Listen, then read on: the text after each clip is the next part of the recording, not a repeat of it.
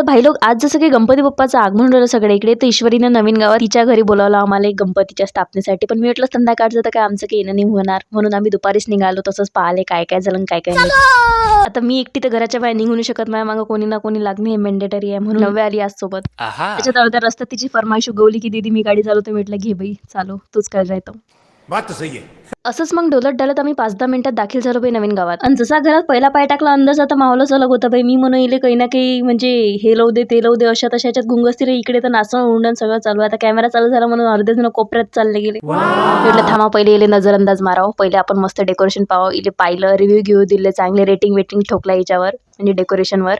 आणि मग इथून डोलाचा कार्यक्रम चालू झाला बाई. तर तो चालला 1 घंटा. हा आपला रंगारंग कार्यक्रम पार पाडून झाल्यावर गणपती बाप्पाचा चेहरा पाहिला. मी म्हटलं संध्याकाळी तर आपने को मौका मिळणे वाला नाहीये. आणि बस मग इथून विदा घ्यायचा विचार चालू झाला. आजसाठी एवढंच. भेटूया नेक्स्ट व्लॉग मध्ये. तोपर्यंत बाय.